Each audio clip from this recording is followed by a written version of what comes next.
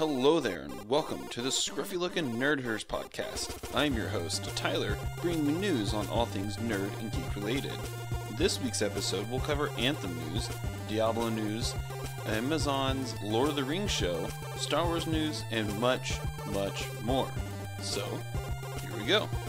First up, I have some housekeeping for you. I will be going this Saturday to watch Captain Marvel, so I will do my first movie review bonus episode for Captain Marvel that I will release on this upcoming Monday, so be sure to subscribe to get the notification for that. Secondly, I'm working on setting up my Twitch stream, so I will be able to live stream these episodes in the future, which will allow me to interact with you guys as I record and it happens. I will be sure to keep you guys posted on that as well. And lastly, I will be at VisionCon in Springfield, Missouri on May 10th and 11th. So, if you will be there, let me know. And I'd love to hang out with you and grab a bite to eat. Like some pizza or something. Or like a soda. So first up, in Gaming Report, I got 5 things for you. First up, last week, I believe it was last week's episode, I talked about how THQ Nordic did an impromptu AMA on 8chan, which is, like I went into, it has like a bunch of just terrible, terrible stuff on it. And everyone in the gaming community was kind of just like, what the hell were they thinking? And when asked for comment, this comes from Brendan Sinclair at GameIndustry.biz. When asked for a comment, THQ Nordic AB co-founder and group CEO Lars Wingefors initially said only that Brock, who was the person who set up the AMA, had already addressed the matter. 6 days later, Wingefors, I'm going to call him Lars, has offered his own statement addressed to THQ Nordic employees, partners, and consumers. He goes on to say, "This letter is to offer my sincerest apologies and regret for THQ Nordic GmbH Vienna's interaction with the controversial website 8chan last Tuesday, February 26. I condemn all unethical content this website stands for. Even if no one within the THQ Nordic group would ever endorse such content, I realize simply appearing there gave an implicit impression that we did." He continues, "As co-founder and group CEO of THQ Nordic AB, I take full responsibility for all of THQ Nordic's GmbH's actions and communications. I have spent the past several days conducting an internal investigation into this matter. I assure you that every member of the organization has learned from this past week's events. I take this matter very seriously, and we will take an appropriate action to make sure we have the right policies and systems in place to avoid similar mistakes in the future. As a Swedish-based, fast-growing group, we firmly support equality and diversity, and we are also working actively to combat discrimination, harassment, and misconduct. We are already in the process of developing new work processes based on the United Nations SDGs, in parentheses, Sustainable Development Goals, and using the GRI, in parentheses, Global Reporting Initiative, standards, and we will accelerate this work going forward." Now, I'm glad that Lars finally came out and said something now rather than later, because I feel like if they would have sat on this and then later coming back out and saying it, then it would just because eventually people are going to forget about this, or at least it'll go to the back of their mind. And if he were to wait and say something months from now, then it would just drum it all back up over again. So him saying something now is pretty vital to the moves they make in the next couple of months, because they can easily bounce back from this. Now, I don't feel like THQ Nordic is a terrible company for what happened, as you can't blame the entire company for what one person did, which is kind of what I was saying last episode. I think Lars should have been the one issuing the apology from the very beginning, because Brock was the one that messed up. Very, very much so messed up. So I don't think he should have been the one doing the apologizing. I feel like he shouldn't have been the one. I mean, his own personal apology is fine, but for the company, I feel like it should have been Lars, not Brock. But I also feel like Lars shouldn't have been so dismissive in his initial statement of, well, what Brock said is what the company is saying. Like, that comes across very dismissive and just nonchalant. Like, he just didn't care. And ultimately what this whole situation is, like with this official apology is pretty much just a band-aid for what happened. At the end of it all, THQ is just leaving me in awe in how they're functioning as a company right now. I don't understand like what is even going on at THQ. Next up, number 2, The Witcher 3 game director Konrad Tomaskowicz, there we go, who was one of the trio of creative directors on The Witcher 3, has joined the Cyberpunk 2077 team.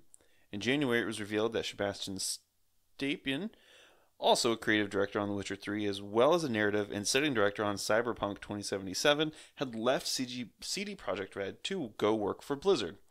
Tomaskowicz may be filling the gap, adopting roles as Vice President of Game Development and Design Director for Cyberpunk 2077, according to his LinkedIn profile, originally spotted by a poster on Reddit. So, I mean, this is interesting because I'm pretty excited for Cyberpunk 2077. Everything they've shown, I've felt like has been pretty phenomenal, like an open world cyberpunk retro wave kind of thing. I'm pretty stoked for, because I was always a pretty big fan of Shadowrun. It's just a hassle to run and like as a tabletop RPG. So, but the games were fantastic, like the PC games. Those were always fun. But I'm excited for this, especially anyone coming from the Witcher 3 team to Cyberpunk is even better because the Witcher 3 was such a badass game. And I trust CD Projekt Red will take their time and make this work how it should. And because they're taking their success of The Witcher 3 and then, like they're not rushing this game out. And so they're investing that time, they're investing the effort, they're putting the assets out there, and they're proving that they are a contender for a AAA team, game development team title. They proved that with The Witcher 3, and even more so now with all the stuff they're doing with Cyberpunk so far, which, like I said, I'm super stoked for it, and I have high hopes for it. I feel like it's going to be a success. Next up, this comes from Liz Lanier from Variety. A fix is coming next week to Anthem after a thorough review from BioWare of a bug which caused PlayStation 4 consoles to crash while playing, according to head of live service Chad Robertson. He goes on to say, "We've identified several causes for the temp power down crash some PS4 users had experienced," Robertson wrote in a tweet on Wednesday. "Fixes for the top issues are in a patch next week. If you encounter a game crash where your PS4 console won't respond, you can manually power down and restart it, no risk of damage." Earlier this week, it had been reported that some players had experienced their consoles to be bricked, but according to BioWare, after doing a thorough review and they had called up and talked with people who claimed that their consoles had been bricked, but BioWare is saying that no consoles have been bricked this time. But there's clearly something wrong with Anthem. Game-breaking situations need to be talked about. Because I know there's been several people, these game journalists they're jumping on Anthem. They're jumping on Anthem. And all these websites are just hounding it, and YouTubers are hounding it. But this is something that needs to be discussed. It needs to be talked about. It's kind of like what happened with Smash Brothers. But this is kind of my segue. I get what they're saying, because with Smash Brothers, when they added the Piranha Plant, it was literally bricking Switch consoles. And they were they gave out hey, here's the situation of what leads up to the consoles being bricked. Don't play this until we can get a fix. It needs to be talked about on news sites, social media, podcasts, YouTube. It needs to be discussed. So that way, if there are things that will truly brick consoles, then gamers need to be made aware as possible as to how their consoles could get bricked. And I think one thing I do think is interesting is the difference between how Anthem and Smash Brothers is handled, because it's more with Anthem, it's more like Anthem, as opposed to with Smash Brothers, it was just, hey guys, here's this information, take care of your consoles. Because on Twitter, people are losing their minds over Anthem and just trash talking it. And it's just interesting to me that because it's Anthem, because it's EA, how gamers are approaching it as opposed to Smash Brothers with Nintendo, where it was literally bricking consoles. It was bricking Switches, and there was nowhere near as much outrage as with Anthem of it just being a buggy game.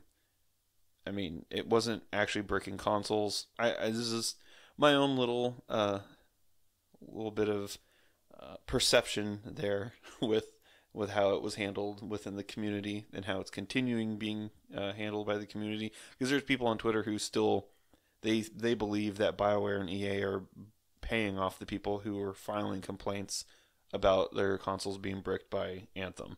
So I don't know. We'll see. I don't feel like it was anything Anthem did. I don't think it was something within the code. I mean, the game's broken. There's legitimate reports of the game being broken, obviously, or else they wouldn't be coming out with updates to fix stuff that's broken and patches. But anyway, it was just an interesting little bit of information that I had gleaned from being on Twitter the past couple of days. Moving on, this bit of information comes from Owen Good over at Polygon. Another report, again citing unnamed sources, says a new Xbox One S model launching this year won't have a disk drive. In fact, it could be here sooner than expected. Somewhat corroborating, or at least aligning with earlier reports, Windows Central says the diskless S would hit shelves in May, with pre-orders beginning mid-April. In November, tech outlet Thurrott quoted unnamed sources in saying such a console would sell for less than $200, and that Microsoft stores would support a program where users could take in their physical media games and exchange them for download codes to their Xbox Live account. So far, Microsoft has not commented on whether it's true the console has no disk drive. So my takeaway is this is extremely interesting. This was another one of those things where on a Discord channel, I had some people in a discussion about, this was like back in November, I believe, and it was about around the same time as Thurrott's report of the initial rumor about the diskless Xbox One. And so I've kind of had this on my radar for a while, and I think it's interesting that more rumors are coming out around it, because I'd be interested to see how many gamers actually buy physical copies much anymore, because, I mean, physical media over the last, I would even say decade, has been like slowly dwindling away. I don't fully believe that it will completely just vanish. You know, books, comics, films, there are always going to be a market for physical media. But with games, I personally have a lot of digital copies of games compared to physical copies. I mean, even PC gaming is almost 100% fully digital copies. Even if you get like pre-order something, they don't give you a disc. They just give you a download code for PC. So I mean, it's I don't foresee consoles going completely digital, and I'll touch on that here in a little bit. But I know that there's always going to be gamers that will want their collections to have on display for like their man cave, their gaming room, like their, you know, I mean, that's just how it was when we were growing up, you know, with the NES, SNES, PlayStation, Xbox, all those consoles, like displaying your cases. Like it was like a shrine almost of, of like trophies kind of in a way. Yeah, those are like our nerd trophies before we had achievements. Whether it's not even just video games, but comic books, movies. I mean, I have several friends that still only exclusively purchase physical copies of games because they like the idea of physically owning the games. Because, there's been instances with Apple and Amazon who have pulled books or movies from their digital marketplaces. So people who bought it were just out. So you never truly own your digital media.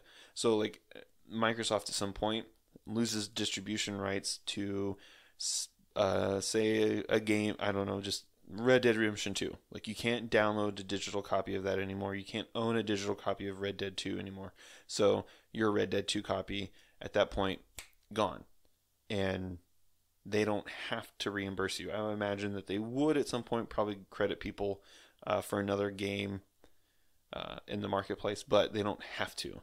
So I get why people still want physical merchandise. And it kind of reminds me, there's Kevin Smith has a podcast called Smodcast, but in an episode, he had MC Chris on there as a guest, and MC Chris was talking about how younger generations have always grown up with a computer in their hand. Like these younger generations, like my son's age generations, all they've ever known is cell phones, tablets, laptops, computers. Like that's all they've known. And it's always been in their hands. They've always grown up with digital music, streaming services, digital games.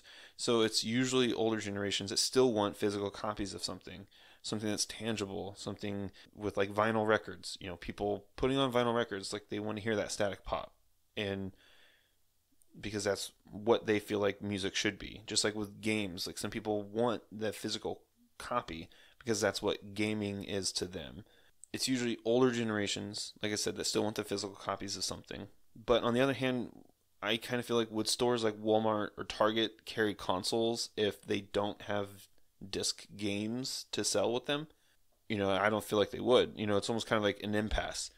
Because like why would Walmart sell a console if they can't sell the games as well? So I almost wonder if going forward, if they are going to release something like this, if there will be both, like an option for both, like, or either or, like a disc console version as well as a digital only console. And another thing I'm really interested in is a price for something like this, because once you remove a Blu-ray drive, which an external Blu-ray drive, you're looking at like $100. So the cost of production would be dramatically lower than an actual Xbox One that has a disc drive in it. Internal disc drives, probably a little cheaper, but right now at Walmart and Amazon, you can get an Xbox One S 1 terabyte for around $200 to $250. So I wonder if they can get it down under that $200, like the rumor has suggested, somewhere in between $179, $199, maybe even $150, because Microsoft has been making interesting moves with acquiring new developers for their own console exclusives for the next generation consoles. So why not an interesting move with making a wicked lower price console? But I think it'll also depend on the size of the hard drive, because a digital only memory is kind of cheap. Like you can get, now they have terabyte, or like some, like I can't remember what I seen, it was like a terabyte or like 100 terabytes on like a micro SD. Like it's insane.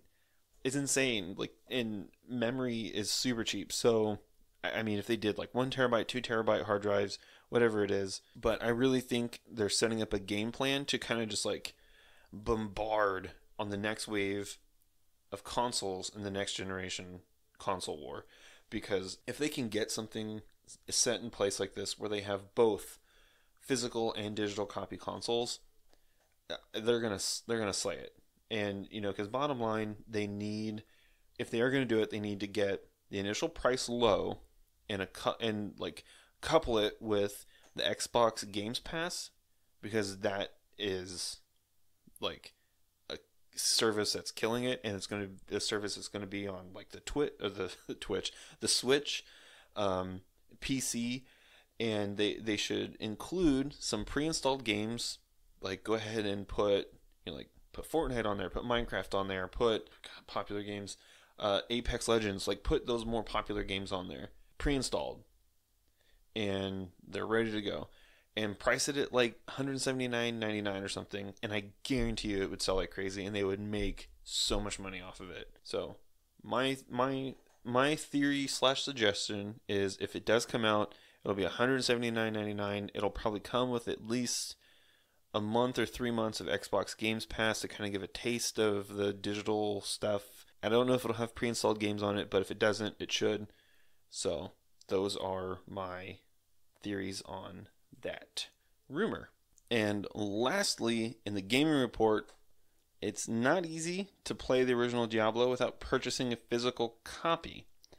But starting today, you can buy Blizzard's classic role-playing game digitally via GOG, and it's getting some improvements. Blizzard revealed plans to spruce up and re-release classic games from its vault, starting today with Diablo for $9.99, $10, the classic RPG that originally launched on PC in 1996. But 2 versions of the game are available for Windows via GOG. I'm going to say GOG. Via GOG. The Battle.net edition is a vanilla build that supports Battle.net multiplayer. The GOG Enhanced edition fixes a few bugs, is fully Windows 10 compatible, and adds some light graphical upscaling. Rob Breidenbecker, VP and executive producer at Blizzard Entertainment, went on to say, "We were bummed that these iconic games weren't available to our players, so we're very happy to work with the crew at GOG.com to rectify that." And the article goes on to say, Diablo is just the first title to get a re-release out of the Blizzard GOG contract. The publisher confirms that Warcraft, Orcs and Humans, and Warcraft 2 re-releases are in the works, and says to expect more information soon. Crawling through the original Diablo's dungeons together with Blizzard is a feeling of pure excitement, says Oleg Klopovsky, SVP at GOG. It's a personal thing for many of us, and the most wished-for game in our community. Taking the first few steps beneath the Tristram Cathedral, listening to the guidance of Cain the Elder, it's all coming back for old souls and newcomers alike. Yes! I remember playing this game on the original PlayStation over at my uncle's house, and it was one of the most difficult games I'd played at that time. But it was such a damn good game. I'm so friggin' excited to get this, and maybe possibly this will be one of the first games that I stream when my Twitch goes live. Who knows? Moving on to tabletop news. So I only have one thing in tabletop gaming this week, and it's also kinda TV news, kind of as well. Kinda. But the cast of Critical Role launched a Kickstarter on this last Monday to help fund their animation that they wanted to do based on their characters from their first campaign, Vox Machina. If you have like an extra 373 hours of your life to spend, I highly recommend checking it out because it's really good. Like, it's super good. It's a massive amount of humor, character building, and it's just fun, which is what Dungeons and Dragons is meant to be about. So the animation will be done by the studio Titmouse, who have brought cartoons such as Netflix's Big Mouth, the Venture Brothers, Metalocalypse, and most recently, Star Wars Galaxy of Adventures. With each stretch goal that they were doing, they were going to be able to add an additional 22 minutes of animation. So they launched their Kickstarter with a goal of $750,000, which I think it was like they had like a pie graph, and I think like 80% of it was going to just like animation and production alone. So that's substantial. And they were able to meet that goal within the first 30 minutes of it being launched. Then at the end of the first day, they had reached $3 million, which they are now doing an entire season of episodes, adding more with each stretch goal met.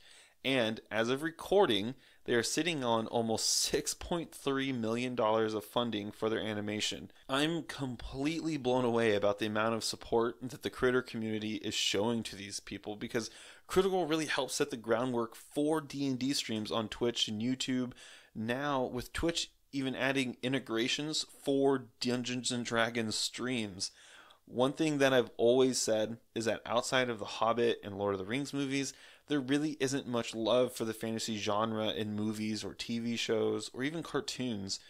And I fully believe that a Forgotten Realms / Dungeons and Dragons universe could exist with movie sagas or TV shows and do extremely well as long as it was done well, because this Kickstarter is proof of that.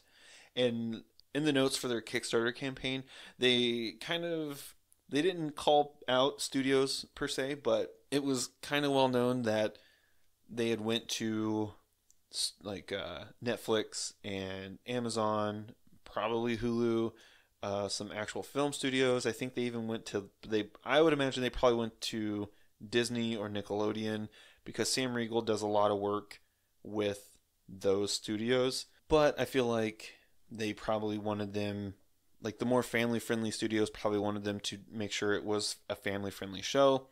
And the other studios like Netflix and stuff like that probably just wanted to get their hands in on it and have creative control. So ultimately, they were just like, you know what, we're going to do it ourselves. We'll do a Kickstarter funding. If it funds, it funds. They honestly, I can tell that they legitimately did not expect it to have this much support and like this much push and love from the community. Even me, I'm blown away by it. Like, I was expecting them to meet their goal relatively fast, but not to this extent. I mean, $6.3 million is a lot of change. So now I think it's sitting at to where like the next stretch goal is at like 7.25 million. They're going to add like, I think 3 more episodes, which are going to be 22-minute long, like 22-minute long episodes. I think they're already on like 6 or 9 episodes already, 22 minutes a piece. I mean, this is insane. So it's going to be this full-fledged season of Critical Role animation. And who knows, it may actually turn into something that does get picked up and can continue on another venue such as Hulu or Netflix or something of the like. I'm totally down with it. So if you want to support it and you want to be able to see the show first before anybody else, you can even just pitch in like $5 or $10 and you get access to it as a backer.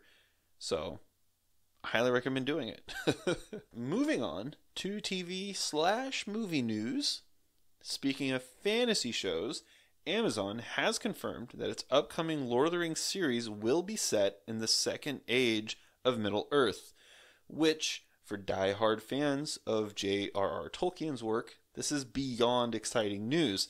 This setting will definitely mean that the show won't follow a young Aragorn like it was originally rumored to be. Over the last couple of days, Amazon's Lord of the Rings Twitter account filled in a map of Middle-earth that opened up this rabbit hole of fan theories. The finalized map was revealed today, March 7th, with the island of Numenor in the lower left corner. So, those who are not aware, Numenor has been destroyed for thousands of years and serves as a lost city in Middle-earth's history. So this definitely lends credo that it will be taking place in the Second Age.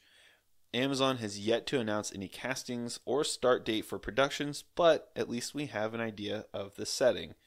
That's about all we have right now. So wrapping up things in this week for movie news, of course, is Star Wars. So like I mentioned in the previous couple of episodes, Star Wars Celebration is next month in April in Chicago, and we will most likely end up being bombarded with Episode 9 goodness on that weekend.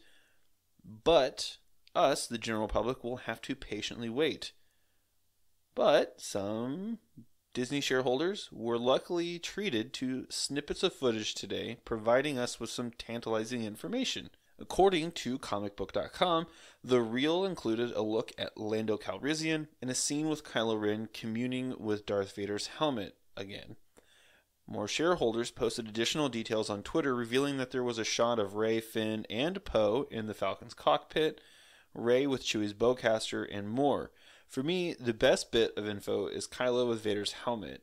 I loved his obsession with Darth Vader in Episode 7 begging for help to help stay on the dark path. Then at the end of The Last Jedi, you see that he doesn't really seem to be tempted by the light side at all anymore. So seeing his development throughout the 2 movies so far has been extremely interesting. And like I said, because I still stand by that he is a really good villain character. I know people are like whiny, Kylo, emo Kylo, whatever, but I still stand by he is a great villain character because he's a tragic villain character. And the tragic villain characters are some of the best. And anyway, I'm extremely excited to finally have the 3 heroes, Poe, Finn, and Rey, teaming up and working together, hopefully with Chewie by their side. And because I've been waiting since The Force Awakens to see these 3 team up and see their chemistry between all 3 of them. Because we've seen Finn with Poe, we've seen Finn with Rey. We haven't really seen Rey and Poe together that much, or at all, actually. except at the end of The Last Jedi. So, like I've said almost every time I talk about it, I'm extremely stoked for episode 9. And it'll be in theaters this December, and like I said, we'll most definitely see a lot of stuff coming in April from Star Wars Celebration. So this concludes this episode of the Scruffy Looking Nerd Herders podcast, and I just want to thank you guys so much for your support. I know I say it every week, but it truly does mean a lot to me. Please, if you like what you heard, be sure to like, follow, subscribe, review, all that good stuff. Share it with your friends if they're like, oh, I don't have an Apple phone, or I don't have an iPhone. Be like, well, he's not just on iTunes, it's on Spotify or Stitcher or Podbean, it's on YouTube. I'm on so many platforms, soon to be Twitch. There's so many ways to listen, so there's no excuses for them to say that they can't. Be sure to follow me on Facebook, Twitter, and Instagram at SLNH Podcast, and be sure to pick up some merch. There's a link in the description. And thank you so much for your reviews and your comments, and those of you who tag me and stuff and like send me messages and ask me questions. It helps me grow the podcast and get better at what I do, and I appreciate it, and can't thank you guys enough. So everyone, this is Tyler from the Scruffy Looking Nerd Herders podcast signing off, and may the Force be with you.